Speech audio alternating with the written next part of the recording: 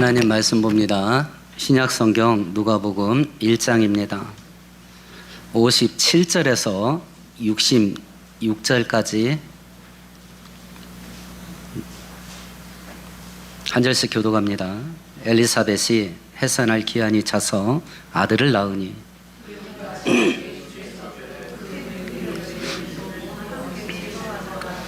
(8일이) 되매 아이를 할례하러 와서 그 아버지의 이름을 따라 사가랴를 하고자 하더니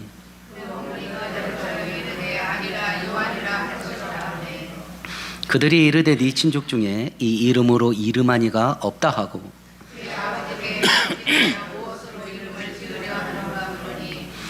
그가 서판을 달라 하여 그 이름을 요한이라 쓰매 다 놀랍게 여기더라.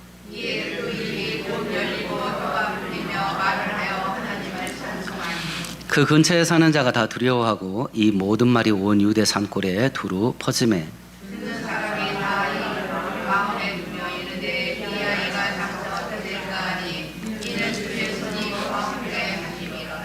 아멘, 아멘.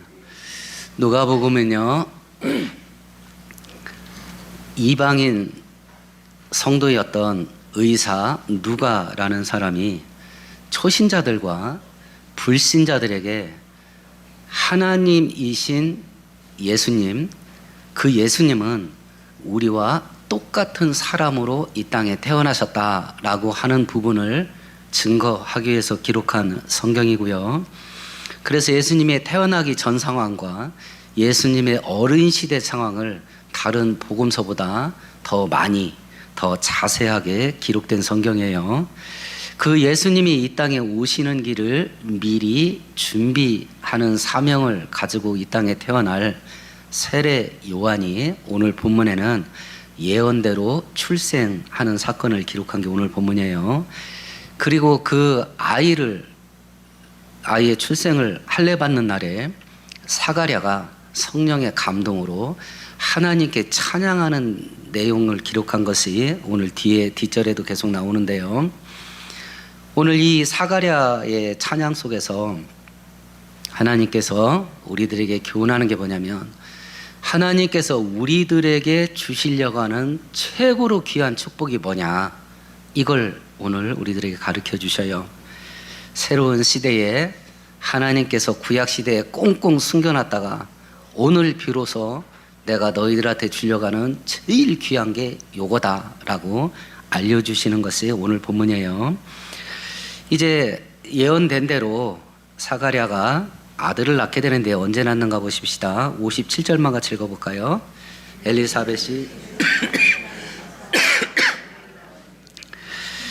13절에 우리 앞에 1장 13절을 봐요.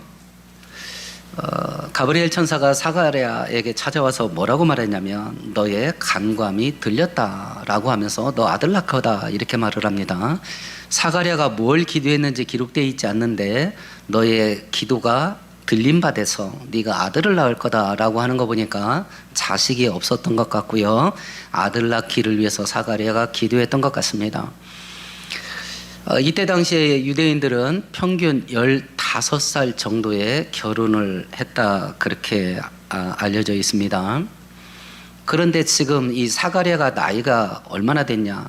늙은 나이라 그랬습니다. 심지어는 24절에 보면 사가랴의 아내였던 엘리사벳이 자기가 임신한 것을 알고 숨어요. 왜 그랬냐면 아이고 이런 늙은 나이 어떻게 애를 뱉대 하고 민구스러워서 숨어요. 그런 거 보니까 이 사가랴는 아들 낳게 되기를 위해서 수십 년을 기도했던 것 같습니다. 15살 전후에 결혼을 해서 아이를 갖고 나서 창피해서 숨을 정도의 나이니까 수십 년을 기도했던 것 같습니다. 그런 사가랴에게 아들을 낳게 될 거다 하나님께서 예언해 주셨고 이제 그 아들이 나오게 됩니다. 근데 성경이 뭐라고 말하냐면 그 아이가 언제 나와요? 오늘 본문에 보면 기한이 차서 나옵니다. 사가랴가 아들을 얼마나 기다렸겠어요? 그리고 지금쯤은 포기했습니다. 왜 그러냐? 가브리엘이 아들 낳는다고 하니까 이 늙은 나이에 어떻게 아들을 낳습니까? 하고 그걸 믿지를 않았거든요. 그러니까 본인은 포기하고 있는 거야. 그러면 이 아이가 빨리 나와야 돼요? 늦게 나와야 돼요? 될 수 있으면 빨리 나와야지. 얼마나 발등에 불이 떨어졌겠어. 아무리 급해도 하나님의 뜻은 언제 이루어지냐면 정해진 때에 됩니다. 우리가 이걸 못 기다리는 거야. 기도와 기도응답과 연관시켜 생각을 해봐도 똑같습니다. 내 기도가 언제 응답될 거냐? 나는 죽을 것 같은데. 때가 차야 됩니다. 하나님이 정한 때에 어떤 방법으로 이루어질 거냐? 하나님이 정한 방법으로 이루어집니다. 사람의 눈으로 볼 때 가능성이 하나도 없다. 이것이 이루어질 확률이 전혀 없다. 라고 해도 성경은 걱정하지 마라. 세상 방법으로 안 되냐? 그럼 내 방법을 쓸게. 그게 기적이에요. 그게 기적입니다. 하나님의 일이 언제 이루어질 거냐? 때가 차서 됩니다. 어떤 방법으로 될 거냐? 우리 방법대로 안 됩니다. 하나님의 방법대로 하실 겁니다. 세상 일상적인 법칙대로 일이 안 되냐? 염려하지 마라. 내 방법을 쓰마. 그게 기적이에요. 하나님은 기적을 사용하셔서라도 당신의 뜻을 이루셔요. 그렇게 해서 지금 세례 요한이 나온 거예요. 이 세례 요한의 출생으로 인한 반응이 뭔가 볼까요? 58절 보십시다. 이웃과 친족이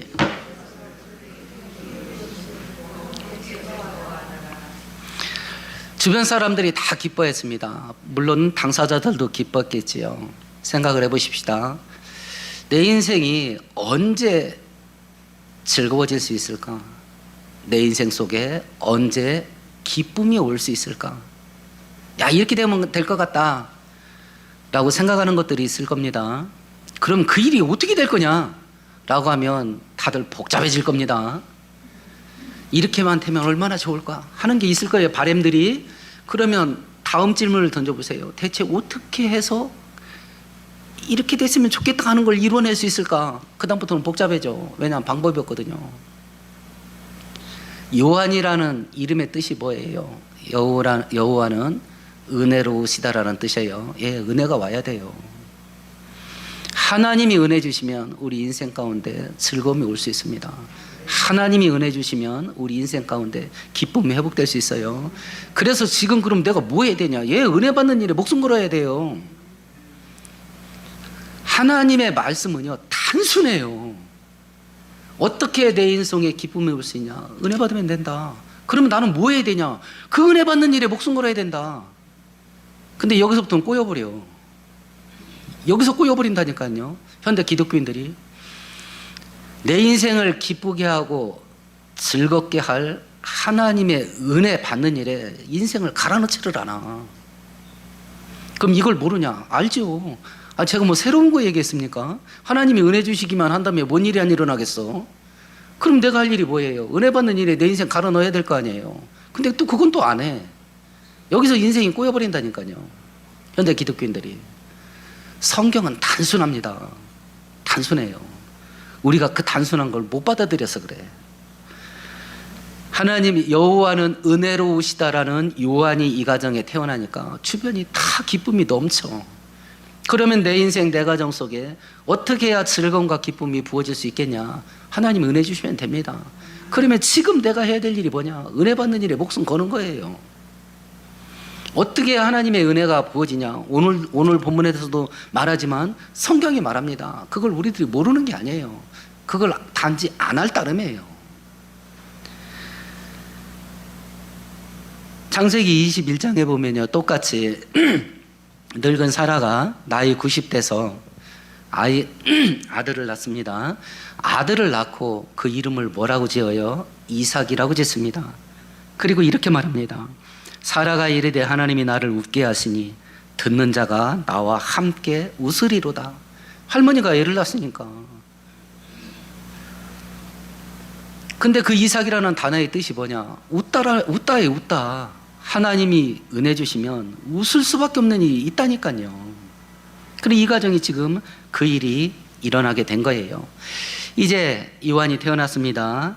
요한이 태어나면서 사가라의 말문이 열리는 사건이 일어나는데 59절에 보니까 요한이 태어난 지 8일이 됐습니다. 구약 율법에 의하면 사내 아이가 태어나면 8일 만에 할례 의식을 행해야 됩니다. 근데 그 할례 의식은 우리나라 100일 잔치같이 동네 사람들, 가족, 친지들이 다 함께 모여서 할례 의식을 하고 잔치를 해요. 그 이제 친지들도 다 모인 겁니다. 그래서 이제 이름을 지려가는데 59제업을 해버리니까 그 아버지 사가랴 이름을 따라 이름을 지려고 그랬어요. 근데 어떤 사건이 벌어지냐면 60절에서 63절까지 천천히 같이 읽어볼까요? 그 어머니가 대답하여 이르되 아니라 요한이라 하시니라 하매 그들이 이르되 내 친족 중에 이 이름으로 이름만 이가 없다 하고 그의 아버지께 부탁하여 그러니 그 이름을 유리하노니 그가 석판을 달라하여 그 이름을 요한이라 쓰매 다 놀랍게 여기더라. 제가 서씨니까 우리 자식들 이름 질 때 서씨 넣어서 이름을 짓는 거 아니겠습니까? 사가랴 집안이니까 집안 이름 따서 아이 이름을 짓자. 그러니까 엄마 엘리사벳이 아닙니다. 요한이라고 애 이름을 져야 됩니다.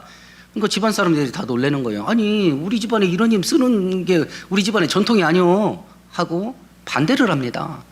그러니까 최종 결정권이 아버지에 있는데 아버지는 이때 당시 벙어리로 있었어요. 말을 못하는 상태에 있습니다. 그러니까 종이를 준 거야.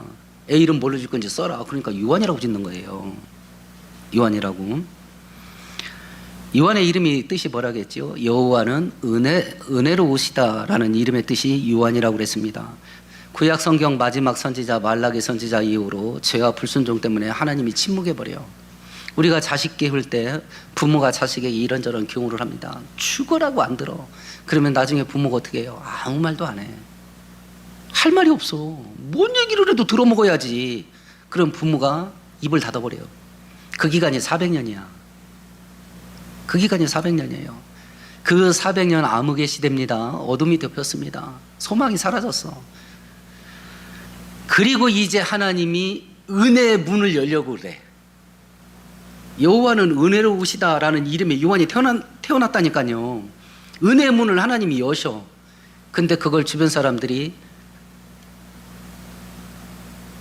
그 은혜의 문이 열리게 만들어요? 못 열리게 만들어요? 은혜의 문이 못 열리게 만드는 거야 지금. 요한이라고 이름을 져야 될 거 아니야. 하나님이 이 아이는 요한이라고 이름을 쳐라. 그 이름의 상징이 뭐냐면 이제 하나님이 은혜의 문을 열겠다는 거야. 근데 요한이라고 이름을 못 지게 만들어. 그러면 요한이라고 이름 짓지 못하게 만든 이유가 뭐예요? 관례야 관례. 야 우리 전통이 아니다 이거. 우리가 이런 거 한 적이 없다. 이것이 여호와의 은혜의 문이 열리는 걸 가로막아. 그러면 생각해 보십시다. 마귀와 세상은 이 땅에 하나님의 은혜가 부어지는 것을 도와줄 것 같아요? 방해할 것 같아요? 은혜의 문이 열리면 안 되지. 그러면 마귀와 세상은요, 어떻게든지 하나님의 은혜의 문이 열리지 못하게 방해를 할 거다. 그러면 어떤 방식을 쓸 거냐? 세상 지식 씁니다. 세상 관습 씁니다. 세상 문화를 사용합니다. 세상의 철학과 사상을 씁니다. 그리고 과학과 기술을 씁니다. 우리의 경험을 사용합니다. 과거의 전통을 사용합니다. 야, 과학적으로 볼 때 이게 맞냐? 하면서 은혜의 문이 열리지 못하게 만듭니다. 내 경험으로 볼 때 하고 그걸로 은혜의 문이 열리지 못하게 만들어요.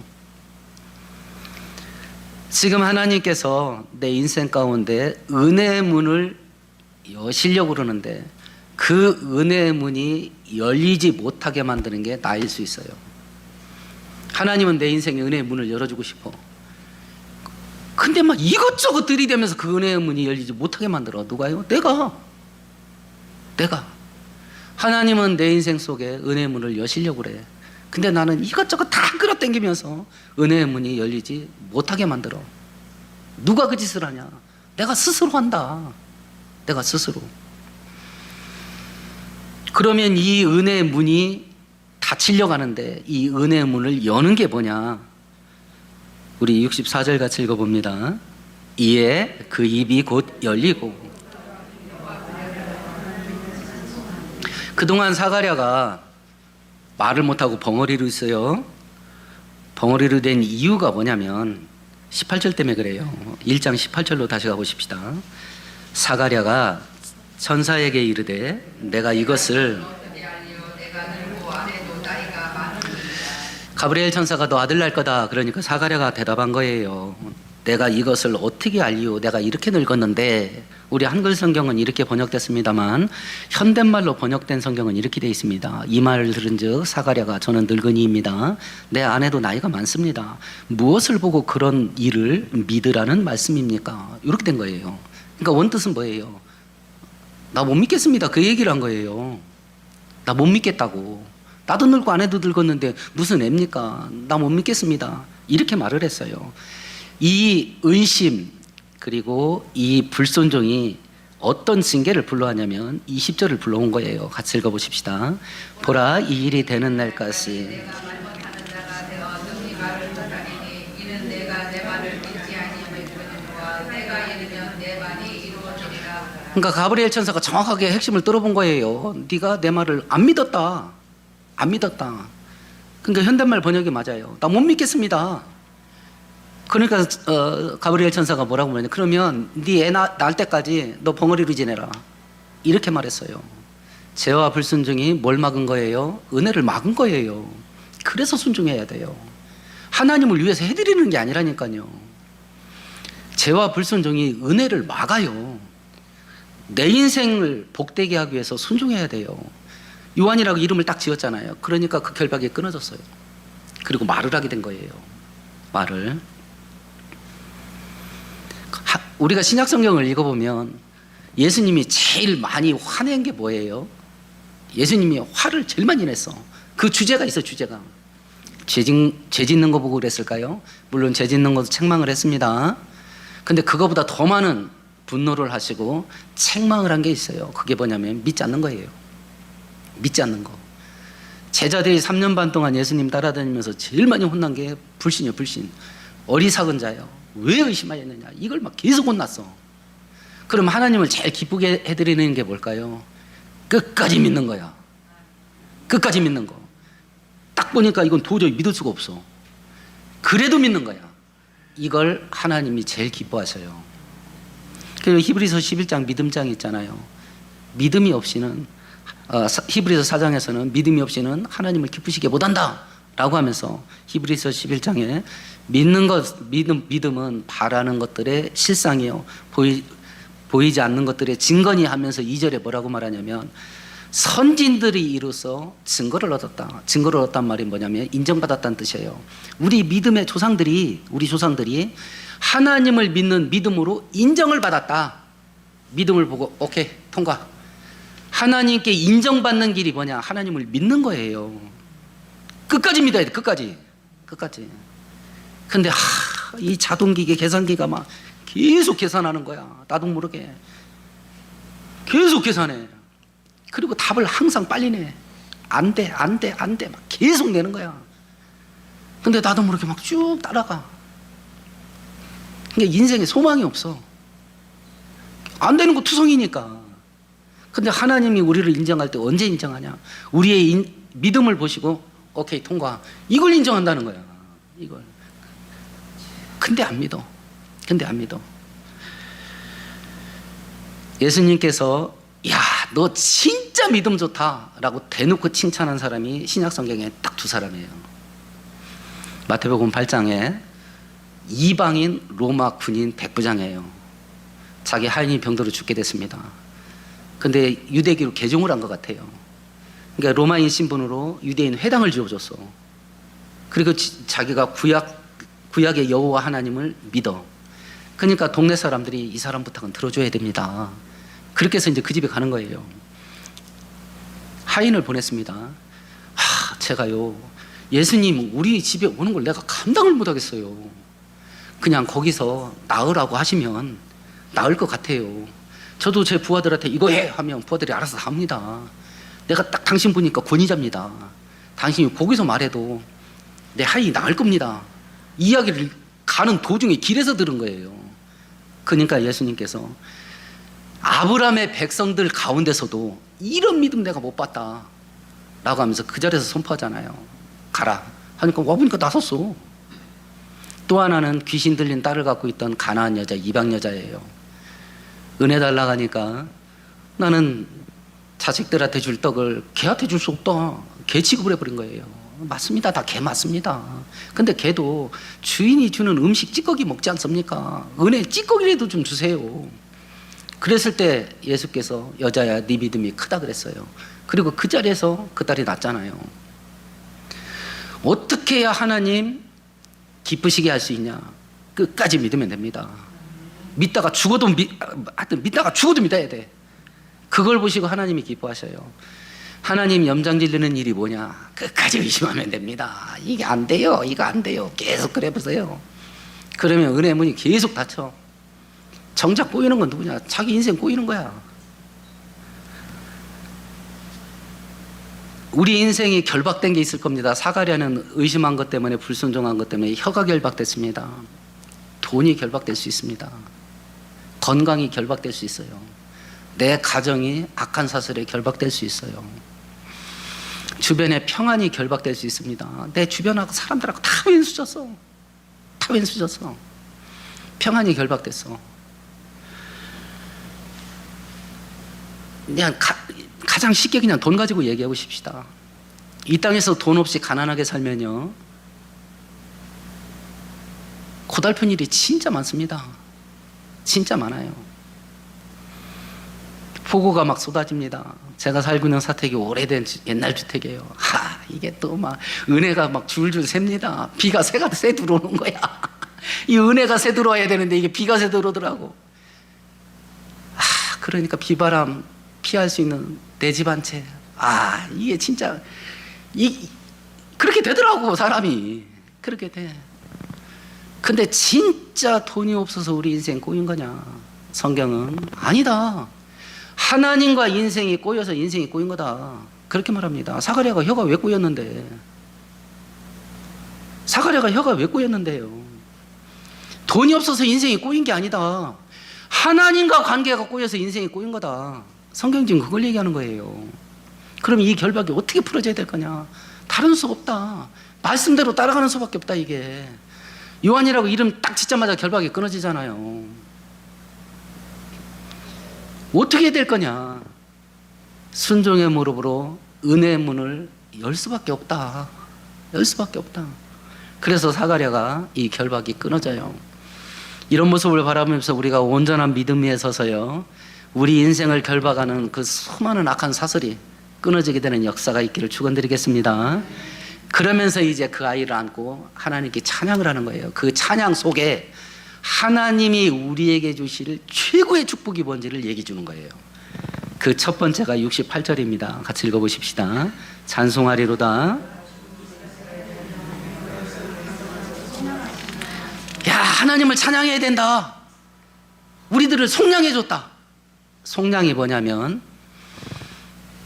노예를 돈을 주고 사서 너 이제 자유인으로 살아라 하고 해방시켜 주는 게 속량이에요. 몸값을 지불하고 자유를 주는 게 속량입니다. 하나님이 우리한테 준 최고의 축복의 첫 번째가 뭐냐면 속량이야. 죗값을 지불하시고 우리를 자유인 되게 하셔서, 이게 하나님이 우리한테 준비한 최고의 축복의 첫 번째예요.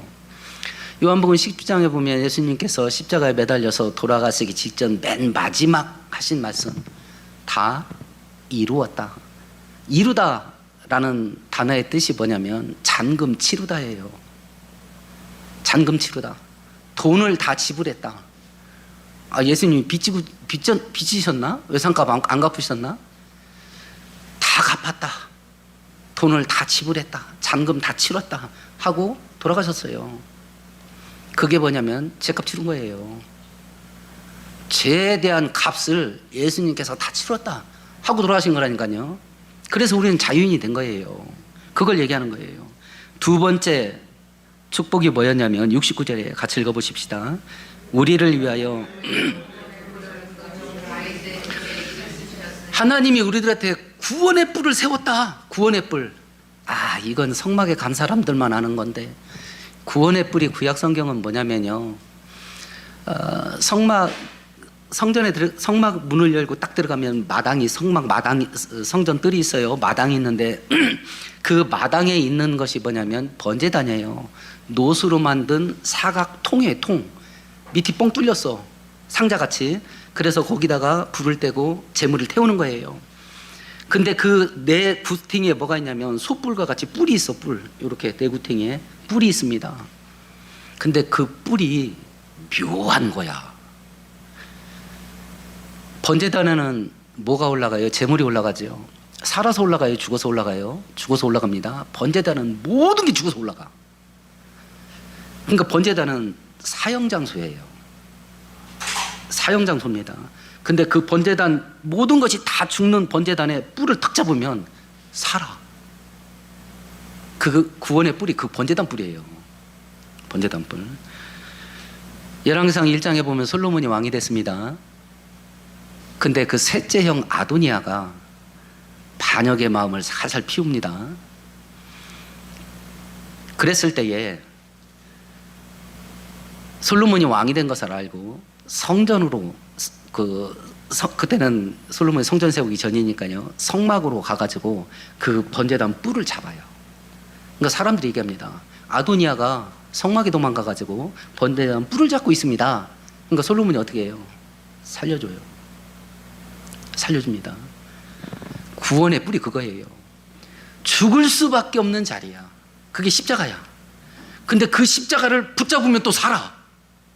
그걸 세워놨대. 근데 그 구원의 뿔이 누구예요? 다윗의 후손이래.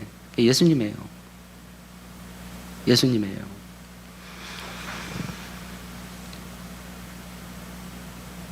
하나님이 우리들을 위해서 준비하신 최고의 축복 세 번째가 뭐냐면 72절 73절 같이 읽어봅니다.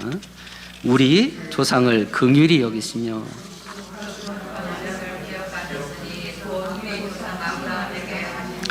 하나님이 아브라함에 하신 맹세가 뭐예요? 창세기 12장에 너를 인해서 세상 모든 민족이 복을 받게 될 것이고 너는 복의 근원이 될 거다. 그 약속이 누구에게서 이루어지냐? 아브라함의 후손을 통해서 이루어져요. 그 예수님이 하나님이 약속을 지켰다 라고 해서 예수님의 태어남을 예언을 해요. 그럼 이 최고의 축복이 지금 사가랴는 와 하나님이 이런 거 우리한테 주신다 라고 하면서 지금 찬양을 하는데 이루어진 거예요? 아니면 이루어질 걸 미리 알고 한 거예요? 이루어지지 않았어요. 이루어질 걸 성령으로 미리 알고 와 하나님이 우리를 위해서 이런 거 준비했다 이렇게 찬양한 거예요. 그러면 이것이 우리들은 이루어졌어요? 안 이루어졌어요? 우리는 2000년 전에 이루어졌어요. 십자가에서. 그럼 막 이것이 막 뒤집어질 것 같으세요? 사가랴는 안 이루어졌어. 될 걸 보고 뒤집어졌어. 우와 하나님이 이런 걸 준비했다. 근데 우리는 2000년 전에 이루어졌어. 이 복이. 하나님의 최고의 축복의 핵심이 뭐냐? 하나님께서 보이지 않지만 살아계신다. 이 하나님이 당신의 백성들을 축복하시는 좋으신 하나님이다 라고 하는 것을 백성들한테 증명을 시킬 거 아니에요. 경험을 시켜야 될 거 아니에요. 어떤 방법을 쓰셨을 것 같아요? 구약 성경에서는 세상적이고 땅에 있는 거 육신적인 걸로 축복을 주시면서 하나님이 은혜 주시는 분이라는 것을 경험시켜요. 말도 안 되는 열악한 상태에서 강대국과 싸워서 전쟁에서 이기게 해요. 물질의 축복을 주셔서 부자가 되게 합니다. 창세기 11장 끝에 보면 하란에 살고 있던 아브라함에게 내가 지시할 땅으로 가라 라고 명령을 하시고 아브라함이 가나안 땅으로 여행을 합니다. 이 과정 속에 하나님이 아브라함에게 제일 먼저 준 복이 뭐였을 것 같아요? 부자예요. 돈 주는 거였어요. 가는 데마다 돈 벌어. 가는 데마다. 하나님이 욥에게 두드러지게 준 축복이 뭐였을 것 같아요? 돈이에요. 동방의 거부예요. 이런 것들을 주시면서 하나님이 은혜 주시는 분이라는 것을 경험시켜요. 그러다가 이제 신약 시대로 딱 넘어왔습니다. 신약 시대로 넘어와서 하나님 대신 예수님이 직접 이 땅에 오셔서 우리들한테 이야기를 합니다. 야야, 근데 말이야, 내가 너희들한테 주려고 진짜 꼽을 쳐놓은 복이 있어. 그게 뭔지 알아? 하고 딱 보여줬어. 보물상자가 있는 거야. 그 뚜껑을 딱 열어보니까 3개야. 첫 번째가 지옥 갈 수밖에 없는 죄를 용서하신 거. 두 번째가 우리의 신분을 하나님의 자녀 되게 한 거. 세 번째가 천국을 유산으로 물려받는 천국 백성 되게 한 거. 요 3개야. 이 보물상자 이름이 뭐냐면 구원의 은혜야. 그걸 지금 사가랴가 본 거예요. 사가랴가 그걸 본 거예요. 에베소서 3장에 보면 바울 사도가 이 구원의 은혜를 하나님의 비밀이라 그랬어요. 구약 시대는 아무한테도 안 알려줬어. 꽁꽁 숨겨놨어. 하나님이신 예수님이 직접 사람으로 이 땅에 오셔가지고 딱 보여준 거야. 하나님이 너희들을 위해서 주려고 숨겨놓은 진짜 축복은 이거야 하고 딱 보여준 게 구원의 은혜야. 그러면 이 축복의 특징을 생각해 보십시다. 하나님의 최고의 축복의 본질은 물질적인 것이 아니라 영적인 거예요. 세상적인 것이 아니라 하늘에 속한 겁니다. 이 땅에서 완성되는 게 아니라 천국에서 완성돼요. 이게 하나님 최고의 축복의 본질이야. 본질. 그러면 이 문제를 놓고 나는 어떠냐? 라는 걸 한번 생각해 보셔요. 나는 어떠냐? 이건 다 지식적으로 알고 계시지요. 그럼 심장이 뒤집어지나요? 이 구원의 은혜, 오직 예수를 믿는 사람에게만 이 은혜가 간다. 이게 복음이야. 기쁜 소식. 이게 복음이야. 그럼 이걸 어떻게 알고 계세요? 예수 믿으면 구원 받는다네? 그냥 이 정도잖아요. 현대 기독교는 그냥 이 정도라니까. 예수 믿으면 구원 받는다네. 한술 더 떠서 에게 이게 다야? 이럴 수도 있다 이거지. 하나님이 꽁꽁 숨겨놓은 비밀을 딱 까줬는데 에게 이게 뭐야? 현대 기독교인이 이럴 수 있다 이게. 현대 기독교인들이 하나님의 진리를 지식으로 알고 있는 건 우리 신앙을 죽여요. 그 증거가 바리새인들이야. 구약 성경을 암송했거든요. 암송하자는 바리새인 반열에 들어갈 수가 없어요. 구약 성경을 통째로 암기했다니까. 우리는 문장을 암기했다고 생각하자. 아닙니다. 쉼표까지 암기했어요. 쉼표. 어디다가 점 찍었는지 점의 위치까지 암기했다니까요. 그 사람들 어떤 일을 했어요? 예수께서 오셔서 은혜물을 이런 걸 계속 막았잖아. 너희들도 천국에 안 들어가고 다른 사람들도 천국에 못 들어가게 한다. 지식으로 알았던 사람이에요. 기독교 중세 천년 캐톨릭이 했던 일을 우리가 알잖아요. 성경 지식을 사용해서 사람들을 전부 지옥 가게 만들었어. 우리 조선시대의 양반들이 성리학에는 학문을 어떻게 이용했는지 알잖아요. 맨날 앉아서 말싸움만 해. 맨날 앉아서. 지금 정치인들이 위험한 건 앉아서 그 짓을 하는 거야. 맨날 말싸움만 해. 말싸움만. 이 은혜가요, 지식에 남아있지 않고 심장에 내려앉잖아요. 그러면 이 은혜의 무게는 하나님 대신 예수님이 죽으셔서 만들어준 은혜야. 그러니까 우주보다 무거워. 이 은혜가 우리의 심장에 내려앉으면요, 우리 심장 터집니다. 이거 어떻게 감당할 거야? 이 구원의 은혜가 지식으로 머리에 남아있지 않고 심장에 새겨지게 되면 이 무게를 감당하지 못해서요, 우리 인생이 무너져요. 그 인생 무너진 사람들의 기록이 쓰여진 게 사도행전이야. 물불을 안 가려요. 자기 인생을 하나님께 던져버려 그냥. 이게 던져진다고. 그럼 나는 어떠냐? 나는 어떠냐? 최고의 축복이 그거라고 하는데 그걸 바라보는 나는 어떠냐? 이게 다야? 이러고 있냐? 아니면 막 같이 뒷목 잡고 넘어지고 있냐? 이런 은혜를 나 같은 놈한테 주시냐? 나는 지금 어떡하고 있냐? 이 은혜 앞에서. 마귀는 또 어떤 일을 할 거냐? 이 은혜를 사소한 걸로 여기게 만들 거 아니냐? 구원의 은혜를 예수 믿으면 구원받는 거 당연한 거 아니요? 이렇게 만들 거 아니냐? 예수 믿으면 천국 간다네? 이렇게 만들 거 아니냐, 마귀는.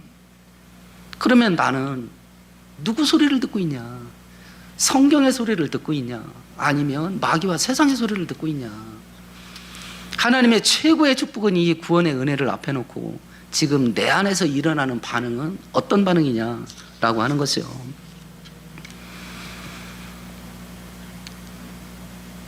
우리 누가복음 16장 한번 볼까요? 13절 한번 같이 읽어보십시다.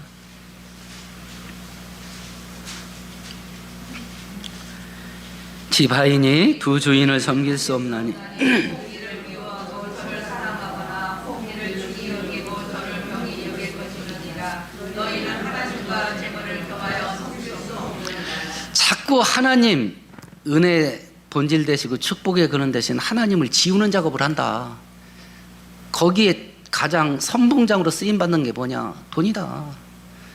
요한복음 2장에서는 세상이나 세상에 있는 것을 사랑하지 마라. 그러면 하나님 잃어버린다. 세상에 있는 것들이에요. 이 땅에 있는 것들을 최고로 알고 살게 만든다. 이 땅에서 재밌고 즐기면서 편하게 사는 걸 최고로 알게 살게 만든다. 마귀와 세상은. 단운이라고 하는 중국 지하교회 지도자가 서방으로 탈출을 해서 중국 가정교회 이야기라는 책을 써서요, 중국 지하교회 핍박하는 상황을 이렇게 서방에 알린 책이 있는데 거기에 이런 이야기가 있습니다. 썽이라고 하는 20대 처녀가 있었어요. 근데 수백 명 되는 지하교회 지도자로 활동을 해요. 공안에게 체포를 당하게 되고 무자비한 폭행을 당하고 끌려갑니다. 근데 그 썽이라는 자매가 자기 여동생처럼 데리고 다녔던 샤오홍이라고 하는 12살짜리 여자아이가 있었어요. 이 아이가 막 울면서 따라갑니다. 근데 공안들이 애가 어리니까 가로막지는 않아요. 근데 차에 딱 올라타면서 썽자매가 뭐라고 하면, 샤오홍아, 이제 교회는 네가 지켜야 돼. 이러는 거야, 12살짜리한테. 그러니까 이 아이가요, 언니가 올 때까지 내가 교회를 지키고 있을게요. 이러고 그 교회를 12살짜리가 돌보고 있는 거야. 이 책을 읽으면서 제가 많이 슬펐습니다. 중국에는 12살짜리도 하는 이 일을, 저는 어른이야. 근데 또 목사이기까지 해. 그런데 안 되는 거야. 그런데 안 돼. 지금 우리나라 12살짜리 아이들 얼굴 보면 뭐 쓰여 있는지 아시죠? 아무 생각 없음, 이렇게 써 있습니다. 지금 나이 30대도 아무 생각 없어. 아무 생각 없습니다. 지금 우리가 하나님이 은혜로 주신 이 자유, 이 평화, 이 풍요로움, 이것이 독약이 됐다. 우리의 영을 완전히 죽여버렸어. 영적인 감각을 완전히 무디게 만들었어. 아는데 안 돼. 아는데 안 돼. 우리는 왜 안 되냐? 저쪽은 어린아이가 왜 되냐? 이 구원의 은혜가 저쪽은 심장에 박혀서 그래. 우리는 머리에 박혀 있어. 근데 이론적으로는 알겠는데 지금은 돈이 좋은 거야. 돈 없이 살으라고 성경이 말한 적이 없어요. 사랑하지 말라고 그랬지. 18세기, 19세기에 전 세계 붕운동이 일어났을 때요, 그때 은혜 받은 청년들이 우리나라 선교사로 온 겁니다. 평균 나이가 25세예요. 우리 식으로 말하면 철도 안 든 청년들이 우리나라 와서 평균 3년 살았어. 그리고 줄줄이 죽어나간 거예요. 이 정도 고난당하면 지네 나라로 도망갈 수도 있을 법한데 조선에 뼈를 묻었거든요. 그게 제 감사의 제목 중에 하나예요. 그 선교사들이 안 도망가게 해주셔서 고맙습니다. 그래서 그 믿음을 유산으로 물려받고 이렇게 자유롭고 평화롭고 부유하게 되었는데, 이게 우리 영을 죽였다. 이게 무감각해졌어. 무감각해졌어. 지금 우리는 주님의 재림을 눈앞에 두고 있는데, 이렇게 세상 물결이 흘러떠내려가면 어떡할 건가? 이거 어떡할 건가? 각자 질문해 보세요. 하나님이 내가 너한테 주려고 준비한 최고의 축복은 이거야 하고 구원의 은혜의 상자를 우리에게 보여줬는데, 그걸 바라보는 내 반응, 이걸 붙잡고 죽는 자리에도 갈 건가? 지금은 연습하셔야 돼. 재림 임박해서 그래요. 연습해야 돼. 그냥 생각 속으로라도 연습해야 돼. 차별금지법이 통과돼서 여러분들이 전도하면 고발당할 수 있어요. 야, 나는 기독교에 관심 없는데 자꾸 왜 기독교 안 믿으면 구원 못 받는다, 나 기분 나빠 하고 딱 고발했다. 그런 범법행위야. 다른 사람을 차별했잖아요. 저도 이런 설교 인정 못해. 계속 벌금 딱지 날라올 거야. 그럼 준비해야지. 세상에 이 자유국가에서 이런 일이 벌어질 거라는 걸 누가 상상했어요? 이런 일이 벌어질 거라는 걸. 차별금지법을요, 단순하게 동성애자들 차별하지 말자는데 그 법을 기독교는 왜 반대하냐, 이 차원에서 생각하지 마세요. 차별금지법은요, 기독교 무너뜨리게 하는 법이에요. 하나님 나라를 붕괴시키는 법이라니까요. 그러니까 기독교인들이 너무 생각이 없어. 동성애 하든지 말든지 하고 싶으면 하라 그래. 여러분 동성애 하는 사람 한 번이라도 실물로 봤어요? 저 평생 한 번도 못 봤어요. 실물로 동성애자를 한 번도 본 적이 없다니까. 그런 내가 동성애자를 어떻게 차별을 해? 본 적도 없는데. 여러분 본 적 있으세요? 봤다면 겨우 하나나 둘 봤을 거 아니야. 내 평생 살면서 하나도 못 본 동성애자를 내가 언제 차별한다고 그래? 언제 차별한다고? 기독교를 붕괴시키려는 악법이에요. 그 다음을 봐야 돼, 다음을. 그럼 우리는 어떻게 해야 되냐? 넓은 길 가지 않고 좁은 길 가야 돼요. 좁은 길. 그게 살 수 있는 유일한 길이야. 하나님은 이 시대에 우리한테 뭘 하려고 하냐? 은혜문을 여셨어요. 하나님의 은혜의 가장 귀한 건 뭐냐면 구원의 은혜예요. 마귀의 세상은 끊임없이 우리를 물질로 묶을 겁니다. 야, 돈이 있어야 될 거 아니야. 야, 남들 다 놀러 가고 편하게 재밌게 사는데 야, 너는 구질구질하게 이게 뭐야? 하고 계속 편하고 재밌고 노는 길을 우리들에게 거기에 인생을 갈아넣게 만들어요. 이 마지막 때 이 축복을요, 지식으로 머리에 머무는 게 아니라 우리의 심장에 새기면서 사는 저와 여러분 되기를 축원드리겠습니다. 말씀 생각하시면서 함께 통성으로 기도합시다.